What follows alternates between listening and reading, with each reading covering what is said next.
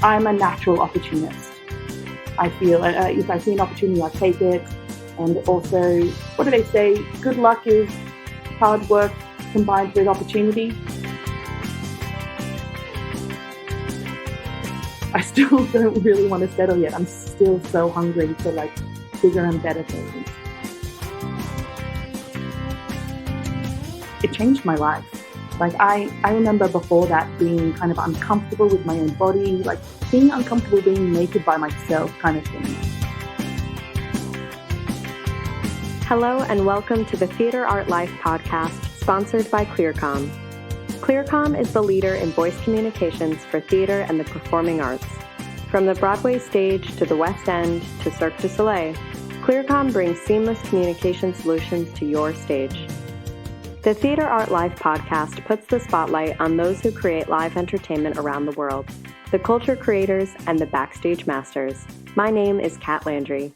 And my name is Anna Robb. And today we're talking with Emma Bianco. Emma has worked as a freelancer for over 12 years in production, operations, and everything in between. With a passion for major events, comedy, music, circus, and anything else that requires a stage, Emma has worked on a myriad of events such as Edinburgh Fringe Festival, Maroon 5 at the Pyramids, and Dubai Expo 2020. Not to mention producing and hosting the touring Naked Cabaret. Originally from Australia, Emma has worked across 5 continents, rarely staying in the same place for longer than 3 months. Emma is currently working on the opening and closing ceremonies for the FIFA World Cup. Emma, welcome to the show. Thank you so much for having me. So Emma, you and I have 2 things in common. So we both went to Charles Sturt University in Australia, and we both worked on the Sydney Mardi Gras. Can you believe that? And I think we have another connection, but we can talk about that later. Mate, dude, I was actually wondering if my studies would come up because you go first. What did you do at Charles Sturt? I did a course called Design for Theatre and Television in Wagga, but I guess you went to Bathurst. Correct. I did the infamous theatre media course. Right. So what was that like from you, and what did you take from the course? You know, because it's very interesting. Just so you know, Kat, for most theatre or people that work in our industry go to like the Whoppers or the Nighters or the very QUTs of the world, and not many people go to Charles Sturt University. So it's really kind of exciting when you hear somebody in the industry who actually went to the same university that you did. It is, yeah. So tell us about your experience there, Emma. So basically, growing up in school, like I was the drama kid, right? Like I'm in the debate team. I'm like doing theatre sports. I'm like mega nerd when it comes to like the performing and doing this kind of stuff. And then, but my dad, being the old-fashioned baby boomer that he is, was saying I couldn't do these extracurricular things unless I was getting good marks in English, math, and science. And then when it came to go to university, I was like, I want to go to NIDA. Like that was my dream. I remember like trying to get up payment plans with my parents so we could pay for it, that kind of thing. But again, them being kind of like worried about my future, even though so many talented people come out of there, my mum found this course. Basically, even though it's a theatre media course, it fell under the umbrella of communications.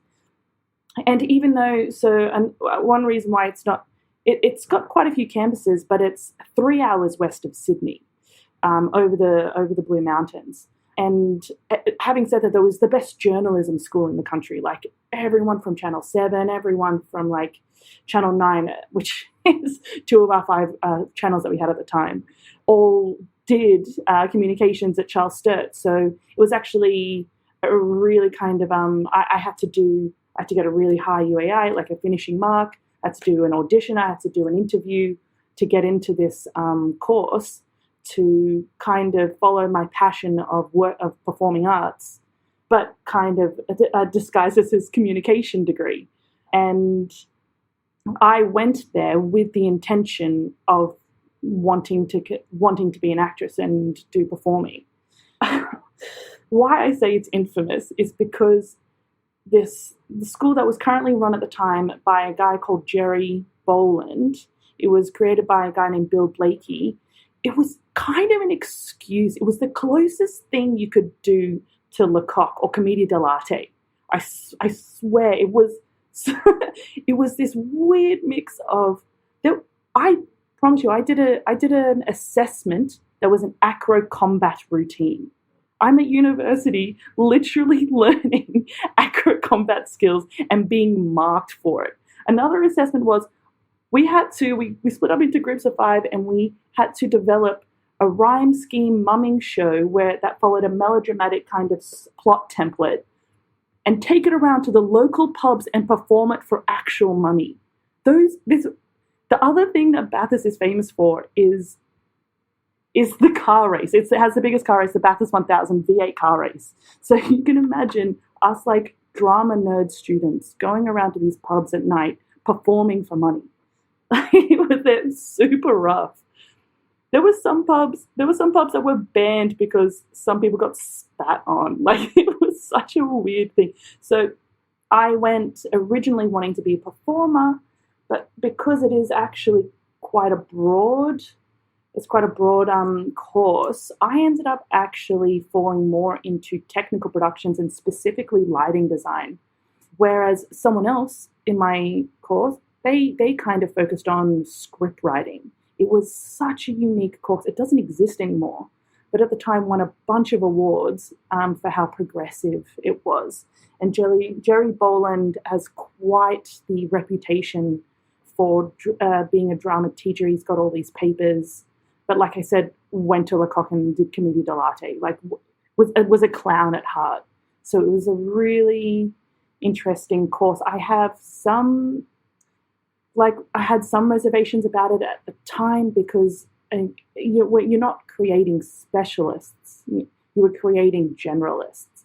And I guess I have carried that through for my adult career, that I am, and I would say I'm a proud generalist. Like I pride myself on being able to go into the most random environments, the most random jobs or projects, and I can adapt to that, and I hope to see that through to a very high standard. And I think that's something that course was very good at. At the same time, I was doing journalism subjects and video productions. Like, it was such a strange thing to be deemed as a university course. Yeah, that's really interesting. When did you sort of decide that you weren't going to do? Was it in that course that you decided that you weren't going to be an actress and that you were going to pursue more technical production? I think it was probably about second year when I was kind of like, and that was like the first time, while I did a lot of after school shows and I did drama after school, I did speech and drama, you get grades on speech and drama. It was the first time I was properly immersed, I think, in a creative community. And I kind of realized, like, actually, I'm really good at this production back of house, organizing stuff. And that's where I got my most validation, I guess. That's where I thrived. And that has definitely been apparent of my brain does not work like a creative. Working alongside creatives, I'm like, okay, stay on track.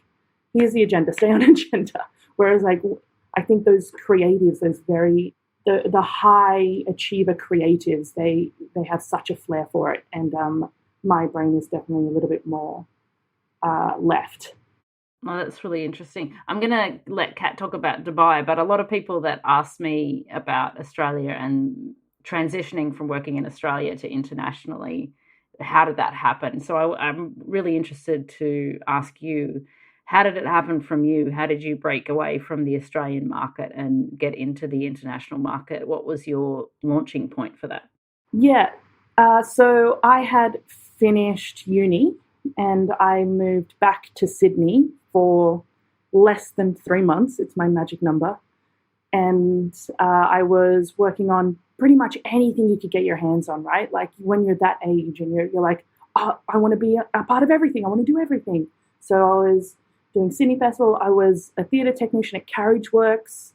I was, I'll be crew here. I'll be an usher there. and it was Adelaide Fringe Festival. So I already started moving within Australia. I was already trying to see where else I could go within my own country. And I was doing Adelaide Festival, and I'd been working there for 2 weeks. And someone goes, "Hey, I like the way you work. I've got a venue in London that I'm running next month. You should come." And I go, "Yep, I'll do it." And then within a month, my privilege of being Australian, so I have mobility, and a privilege at the time being young.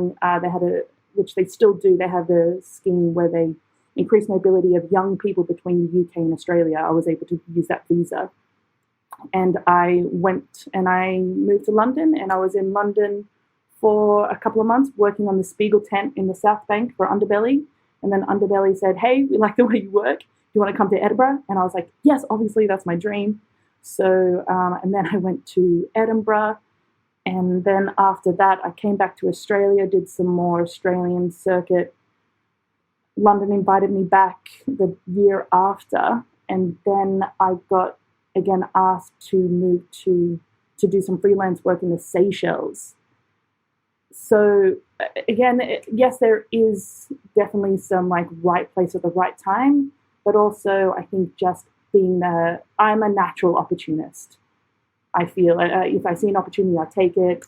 And also, what do they say? Good luck is hard work combined with opportunity, but what they actually say. Something like that. So yeah, a combination of opportunities and hard work. And also, and again, really not being fussy in those first few years. I'm just really, really hungry for new experiences. In terms of international experience, a role doesn't get much more international than yours at the World Expo in Dubai, which was running the National Day ceremonies. So luckily for me, this is actually how Emma and I first met. We sat right next to each other in the events and entertainment office, so I got a front row seat to the force of nature that is Emma Bianco. Emma, what did you learn about cross-cultural communication, working with teams from a different country every single day of the week? Do you have any advice for adjusting? Wow. So I worked, as you said, on the national days, and that included 192 countries, about 200 organizations if you include the EU, League of Arab States, United Nations. And I think at the end of the day, what I learned was all of these countries, you kind of have to trust them a little bit that they know what they want. So I'm there to facilitate and to integrate them. And even though their communication, the amount was varied with every country that I spoke to, but at the end of the day, they would come and they were just so hungry to play. And sometimes I had no idea what was going on that stage. And do you know what? I'm there to make them look as good as possible, and I have to trust them that they also want that same thing. So I think that's my biggest piece of advice, is to trust those performers, that they know that they also feel just as passionate about it. And talk slowly. Being Australian, that doesn't always work. Both good pieces of advice. It's so true. I have the same problem, Emma. I always used to get yelled at because the Australian accent, when we speak fast, is not very understandable to the greater population of the world. But I think like that piece of advice is like you have to trust them, is because they don't necessarily have the same priorities as I do. Like I want to know your entire rider. I want your show files now. I want them in this format. They don't have those priorities necessarily. So again, that's kind of what I'm saying, is like trust them. Again, obviously it needs to be in the right format, otherwise it's not going to play. But again, they also want this to work.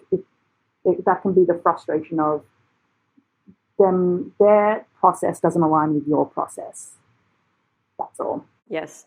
In addition to kind of a range of countries that you've worked with, you've also worked on a really wide array of projects.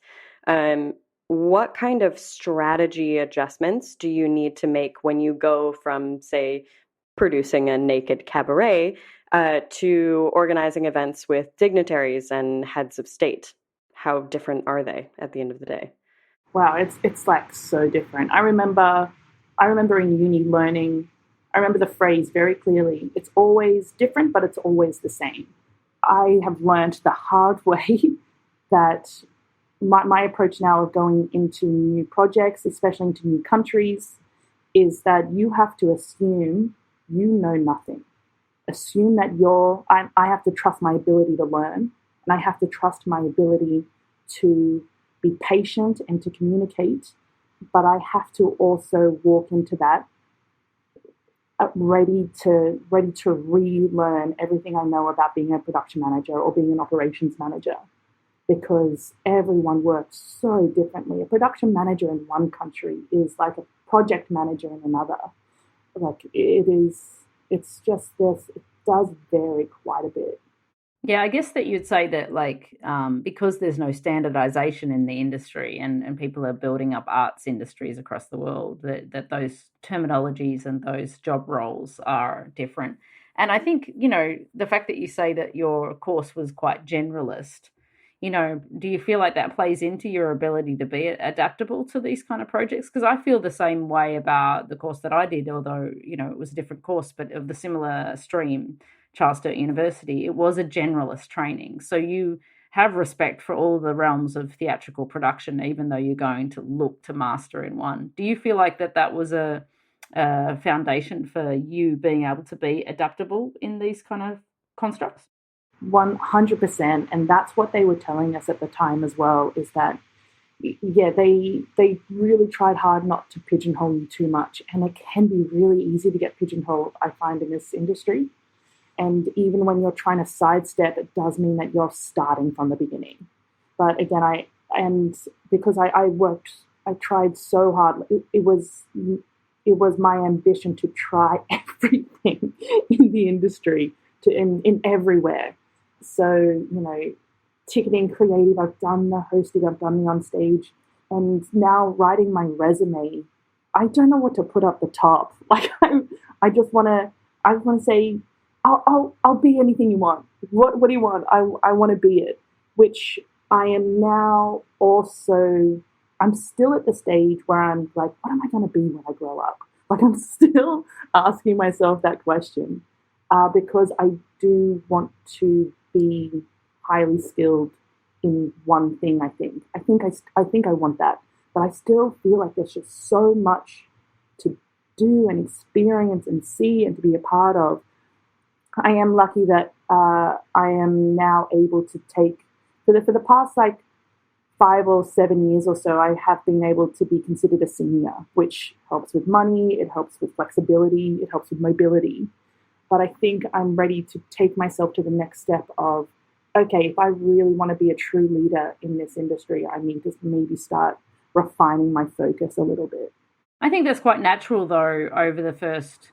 I'm a big fan of trying everything the first 10 to 15 years anyway, to find out what your real niche is and where your heart really lies within the industry. And then once you've done that all-round sort of trip around the world, literally and figuratively, that you just start to fine-tune. I mean, I don't think that I really broke my stride until my late 30s in terms of what I really felt that I was good at. And it was 10, 15 years of experimenting and deciding, okay, now this. And I think it's good advice, like you said, to keep trying everything and getting out and about and finding what your actual niche is and what you enjoy the most. Because, once you have all those experiences, you've got more in your toolkit to know what that is, rather than just staying in one lane of production. 100%, and which is why this podcast, I think, is such a valuable tool for people, especially for people who are kind of at this stage of their journey, because these first-hand accounts are so priceless. And I don't know anything like this 12 years ago when I was studying. Like, if I had access to these kind of accounts, maybe I might be in a different place. I have absolutely no regrets about what I've done. But like I said, maybe it could have given me, maybe I could have actually focused something a little bit more while I was studying. But yeah, like it is hearing, because obviously this is I love this podcast. You guys are great. Little shout out to you guys. But so yeah, thank you so much for creating this. No, it's super good. We love doing it, and I'm so glad that Kat joined us as another podcast co-host and brought you in. So now you're currently at the FIFA World Cup, and what's your role there, and what's happening over there? Tell us. So I am a senior operations manager for the opening and closing ceremonies. To be honest, I was a bit of a last-minute hire, which was great for me. It worked out perfectly in terms of timing. So we are working across 3 stadiums. We're also doing the third place.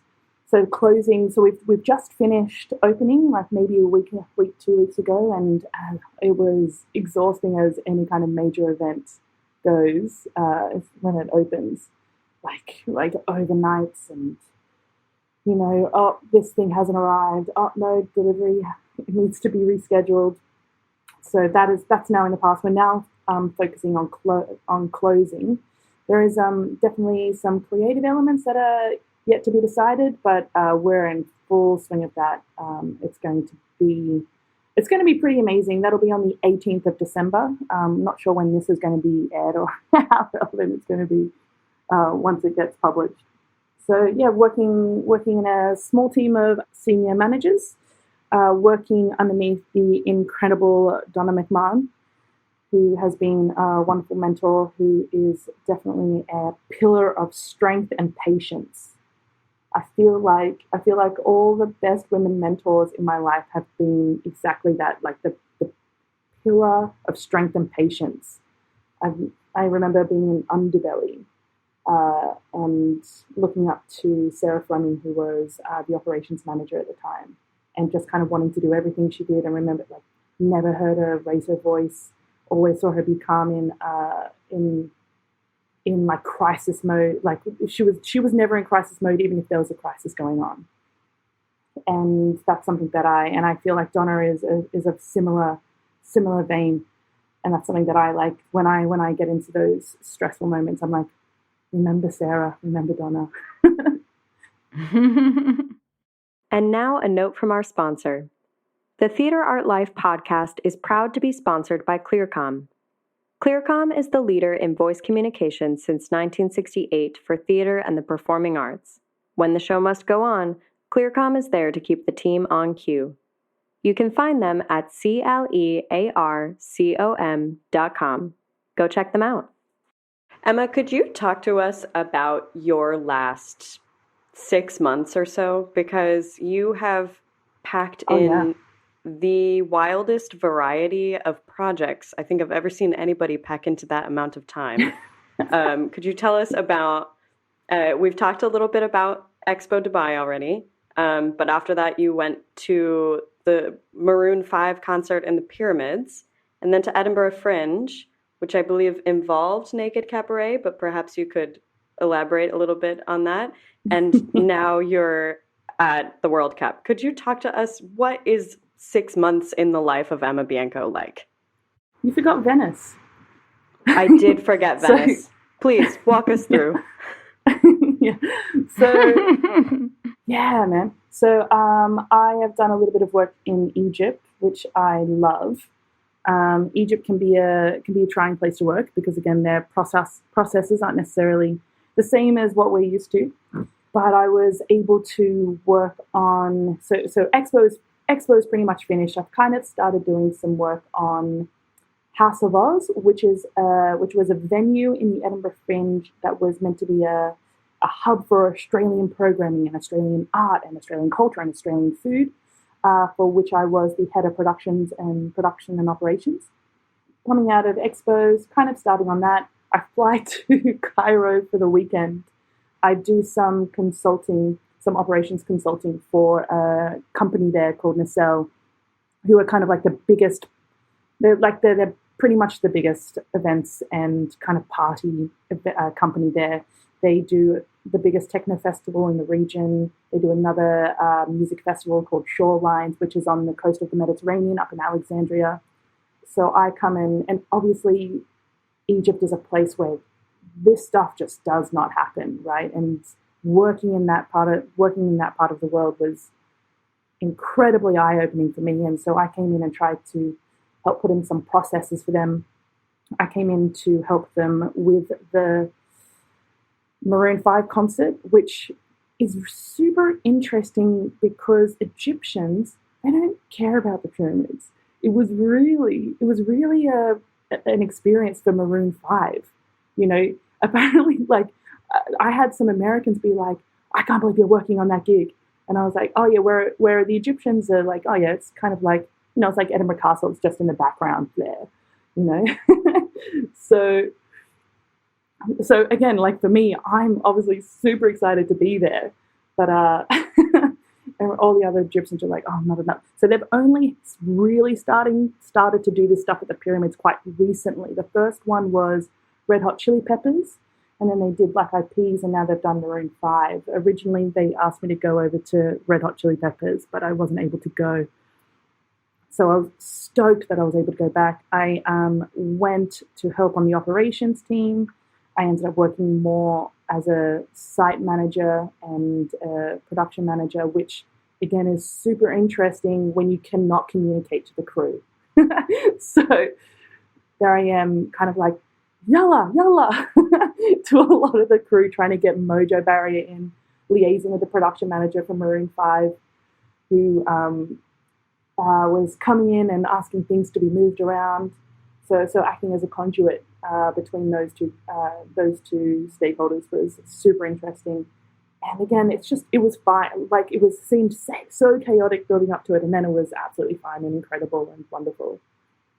And then shortly after that, I made my way to Italy, working remote for Edinburgh Fringe, and also got asked to work on a wedding in Venice that had an insane budget. Like, I'm saying, they hired out in this massive hotel and flew out 180 guests on private jets, kind of thing. Weddings, I've event managed one other wedding before, which was in a Spiegel tent. My one true love is Spiegel tents, and that was a comedy wedding. So they obviously brought me in because I know the comedy industry quite well, and I know how to run a Spiegel tent. And then I get to work on this wedding, which again it just has 4 days of events, a private gig by a headline talent on the last night, 4 different locations of events throughout the weekend, which was incredible.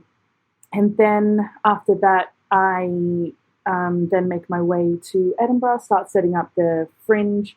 This was an entirely unique venue. I met someone while I was at Expo working on the UK National Day, and they said, "Hey, I like the way you work. Do you want to?"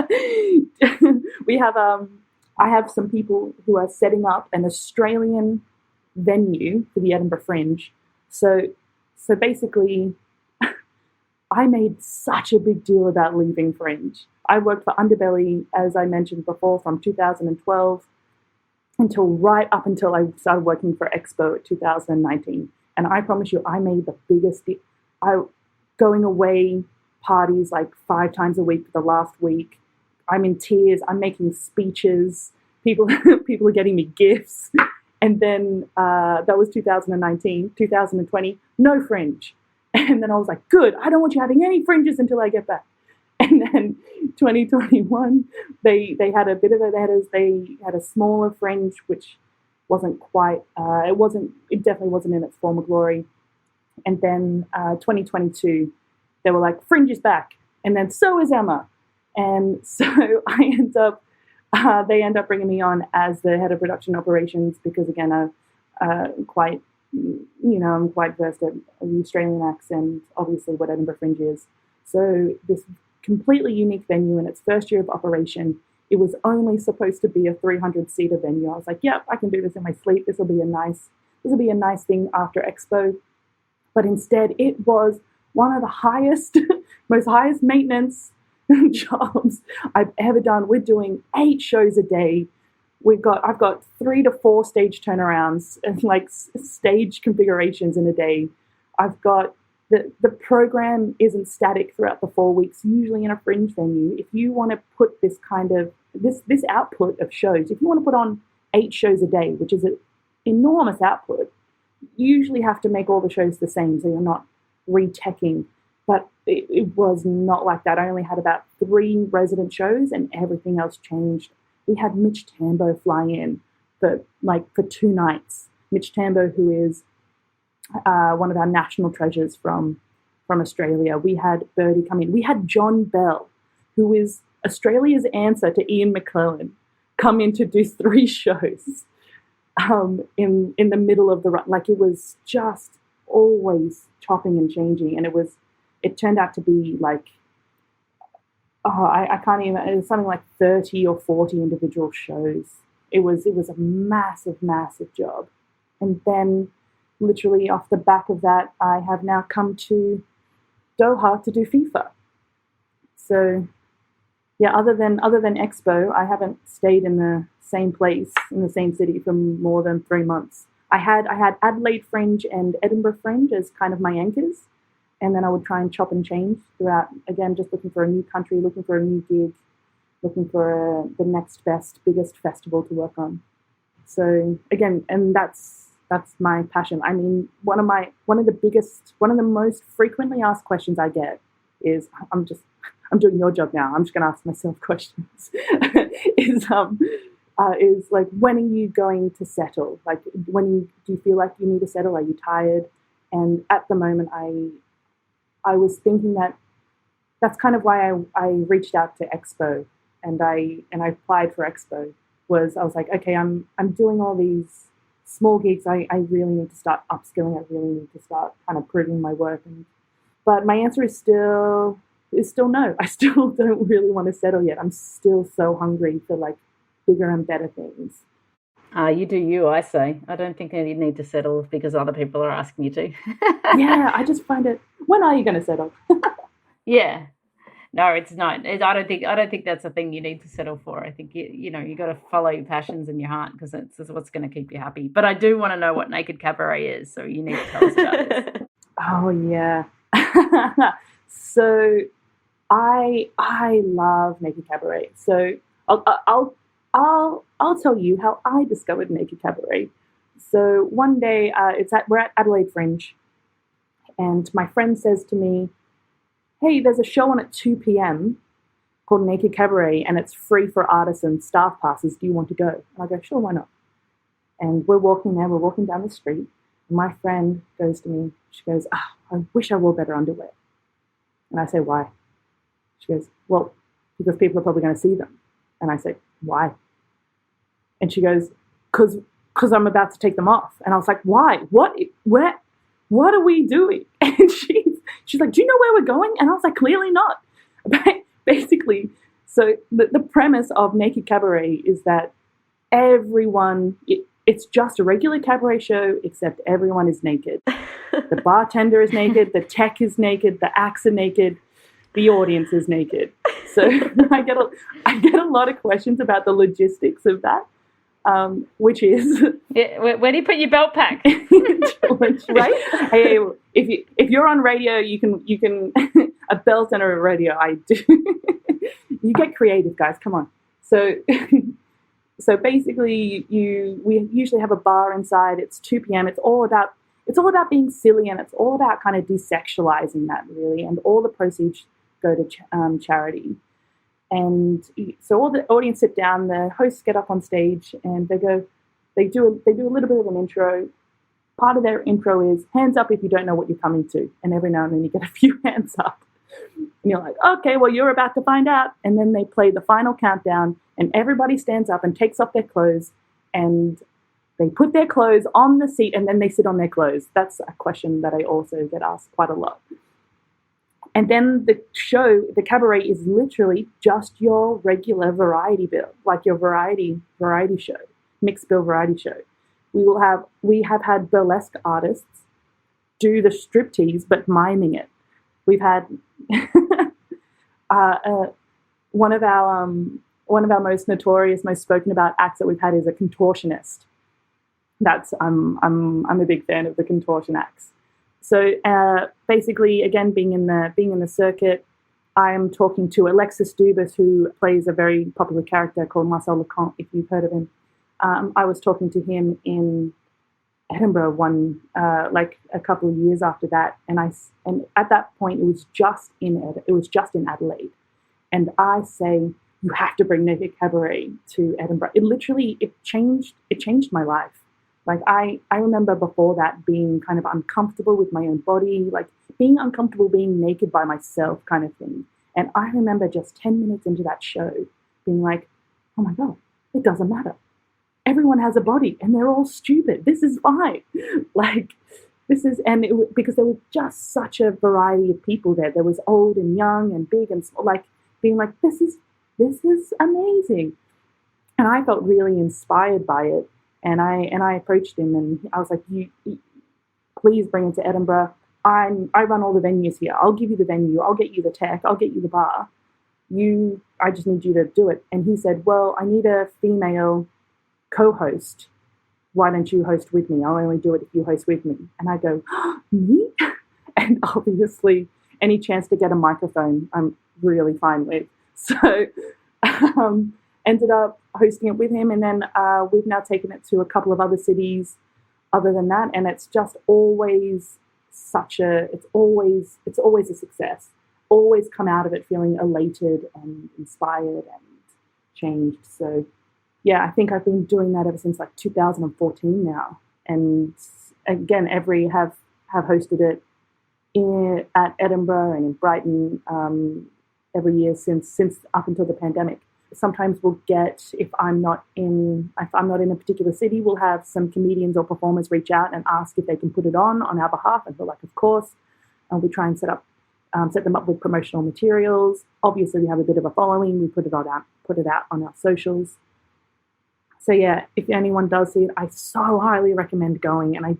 And I promise you'll just feel like it's something that you are afraid of and be like, oh, I couldn't do that. You're the person who should go, like put yourself out of your comfort zone, but also no pressure. This year we did it at Free Fringe. So, usually we'll have it ticketed, but this year we're like, okay, it might be easy to do Free Fringe. And the culture behind Free Fringe is that sometimes people will just walk in at the beginning, not really know what they're going to. So this year was the first time I had 4 people, 2 different couples, walk out during the final countdown. I asked the question of, hey, does anyone not know what they're going to? Anyone not been here before? I had 4 people put up their hands, and I said, okay, well, you're about to find out. And they walked out. And fair enough, no pressure. Emma, do you have a favorite part of the world to work in, and why? Oh, wow. I just love going to new places. Edinburgh is definitely my spiritual home during the Fringe. I ended up doing Hogmanay there, which was, the largest street party in Europe for New Year's. That was even working during Christmas is incredible there. I love Edinburgh. It's hard to walk past. I mean, I loved Egypt as well. There is another funny anecdote is that my interview, I've definitely told you this one, Kat, my interview for Dubai, the chief originally did not like my resume because I was too much of a heavy freelancer. I'd done too many things. And he had thought that I didn't have enough discipline to do the job. And he told me this kind of after I got the job, and it took me a couple of weeks to build up the courage to ask him, hey, so why did you hire me if you didn't actually like my resume? And he said he'd seen that I'd worked in Egypt. I'd done a 3-month, I'd worked on the music festival there. And he asked me about it. He goes, I was in Egypt at the time, actually. And he goes, how's working in Egypt? And I said, I'm loving it. I'm having a great time. The guys here are great. They have some really great ideas. They want to learn, And he goes, oh. And in his head, he said, if she can work with Egyptians, she can work with anyone. So, like, I feel like, again, if you come in with that attitude of, I'm here to learn, I want to be a part of this, which, again, I'm still so hungry for that, then it is, I love working everywhere. I love it. Now, you probably answered this question, but we're going to ask you again because we always ask this at the end of our podcasts. What do you like most about your job or the industry? Yeah, it is so sincerely the unique experiences. It is, I feel like our industry, more so than any other that I can think of, we are constantly reinventing ourselves. We are constantly trying to find the next thing that will create a unique experience, and that thus then creates incredible experiences for us who work on it. It's just I just find it so inspiring, and I feel so elated, after I do really wonder if I'm a bit addicted to it, like addicted to those super high highs, because it really does come in like hard and fast, and obviously then there's those lows. Don't get me wrong, there are those super low lows as well, but again, that their highs are just so high. And if you could change any one thing about your job or the industry, what would it be? Money. I would like more money, please. I would like. I'd Maybe like across the board, right? Yeah. I'd also like our industry. We don't. We are not like the 1% in. There is not a lot of wealthy people in our industry. There are some rich people, but we don't hold that wealth, I guess. So that is hard, that I feel like there is going to become a time when I have to plateau, be like, well, this is the most I'm ever going to earn. But other than that, which I think is probably an obvious answer, I would like to see a better platform for navigating getting more jobs in the industry. I feel like LinkedIn doesn't fully get us. I feel like, do you find that? I don't think they quite understand what the events and, like, especially the freelance events and live entertainment kind of industry is. I feel like I find it quite hard to navigate, and I feel like I'm getting offered jobs. I was like, I would never do this, Yeah, I think not just LinkedIn. Yeah, it's an interesting thing. The whole world doesn't really understand what we do, so. Yeah. I mean, there's a number of companies that have tried that, but I think that there's one thing that's really prevalent in our industry that can't be ignored, and that is the fact that people like to hire people they know or have worked with before by referral, as opposed to a blind hire. Mm-hmm. And that's a really hard thing to get over when you're trying to create a platform for hiring people. Yeah. And I have been involved in studies on that, so if you want to have a conversation offline about that, but it's just not necessarily a platform that works for our industry when you want to do it. But there is still, and that's not to deny the need for it, and it's not to say that it can't be cracked, but it's just not as easy as developing an art LinkedIn for the arts kind of thing, right? It's reliant on. I get probably approached twice a week, 3 times a week for recommendations for a job, right? I was like, and sometimes I'm like, I wish I could make money off this because I'm recommending a lot of people right now. But I do it because they're my friends, or they're people that I care about, who I want to give them good people. And yeah, I mean, it's such a complex topic when you start to open that door. And so if you come up with any ideas, Emma, call me up. We'll try and figure it out together. Man, I'm happy to subscribe to Anna Rob. Yep, you can call me up anytime if you need work. We'll see where we can redirect you. or Emma's new platform, ILikeTheWayYouWork.com. Yes, this is it. I like the way you work. That seems to be the way you've got the job. We may have started something just now, ladies. I think this is going somewhere. Let that percolate for a while. I love it. Oh, I feel like Expo was the first time I'd interviewed. I feel like I think you're so. Up until then, it was just me getting referred or being like, "Hey, you've got a job." They're like, "Yeah, come through." So yeah, it's just so true. Yeah, it's an interesting world we live in. That's for sure. May I say one more thing? One more thing before I go. Yes, go for it. Is that Yeah, Anna? We've met before, and we have. When? yeah, and I've just realized, and it was one night in Dubai, and I met you at some kind of social event, and I remember you being really inspiring. And I remember talking to you. We got on to talking about the industry, which you clearly do so well.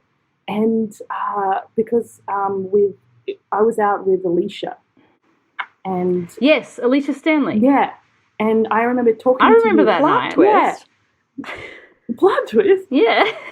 And you actually, and you were like, yes, I love like lifting people up and something. And you actually gave me a piece of advice that night. And it was, and I've actually always remembered it. And I've actually been thinking about it recently because, as I mentioned, I'm kind of trying to refine the next part of my journey. And you actually said to me, get more involved in the creative. Do you remember that?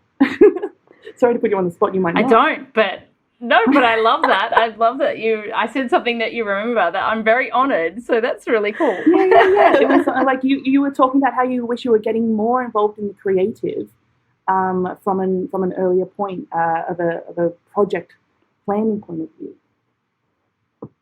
Yes, I do remember somewhat of a conversation like that. That's amazing. Sounds that like you something remember I that. would say. Yeah. Yeah, there you go. Well, I can imagine that you and I would be kindred spirits in the corner of a bar somewhere, that's for sure. I mean, I'm a kindred spirit with any bar, so. I love it. Oh, so good. Well, thank you. It's been such a good, now that we're all having a reunion, I think that's amazing. So yeah, mate, get me a job. Thank you so much for joining us on the podcast. Yeah, absolutely. Sounds good. Thank you so much, Emma. Thank you. Theatre at Life is a global media site for entertainment. Memberships start at only $38 per year. You can have unlimited access to our daily published articles, including entertainment news and the writings of active industry professionals, ensuring that you are always up to date on the global happenings in the world of entertainment. Become a part of the international entertainment community and join us now at www.theatreartlife.com.